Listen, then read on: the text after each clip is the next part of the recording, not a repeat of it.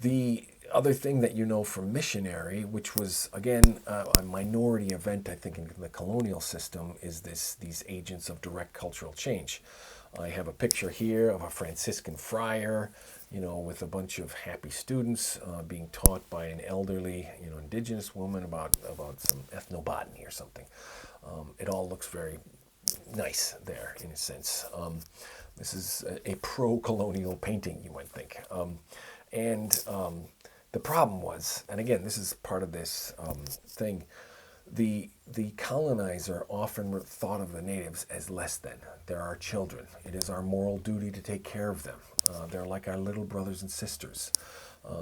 That sounds nice, but the problem with that is if they're your little brothers and sisters, you're the one who controls what they eat, what they say, what they do, and you own all their property. So it came, with a price. And this idea of how could a European group of, ideally, they're Christian, they're good thinking, how could they justify this sort of colonialism? And one was this idea, they called it white man's burden, where it's someone's going to take over these people. It's better that it's us than them.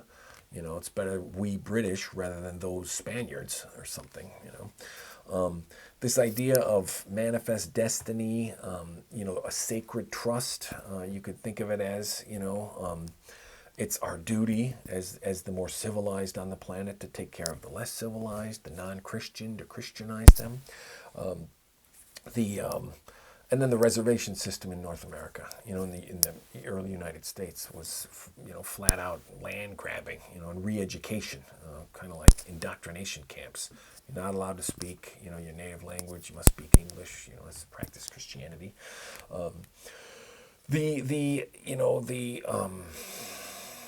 The responses to by the indigenous people to these European colonies was all over the board.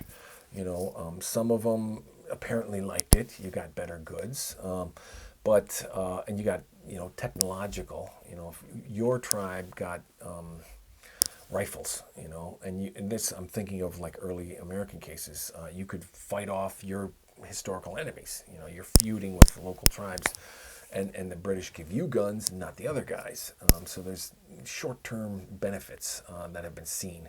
But in the long run, it was resisted. And we know from the Spanish colonial system in California, the natives revolted. That's why we have tile roofs in California, because all the indigenous people would have to do is shoot a flaming arrow and burn a mission down, ostensibly. So I'm closing now.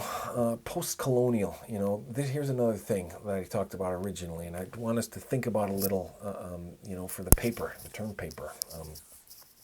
What is colonialism today? Does it still exist? What are the post-colonial, effects of colonialism? And many of them can be directly linked to globalization.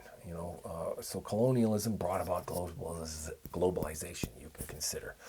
The idea of nation-state building was something that was an inherent part of colonialism. I show the picture of Africa, again, being carved up by Europeans, based on their interests, and with no regard to the local indigenous lifeways. If you think of West Africa, most people lived, the Dogon, the Fulfulde, the Pul, Tuareg, they all lived in ostensibly east to west sort of lifestyles. So the Tuareg would be all from here, and below them would be Fulfulde, and below them would be, Bamana, Dogon. But the countries are north and south. So you have peoples living in an ecological zone, that's east to west. But the Europeans defined everything north to south.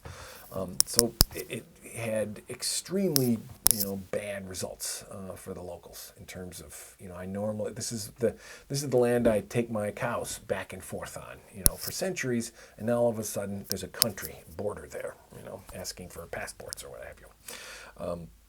And again, the xenophobia that increased due to this, hate your neighbor, fear your neighbor.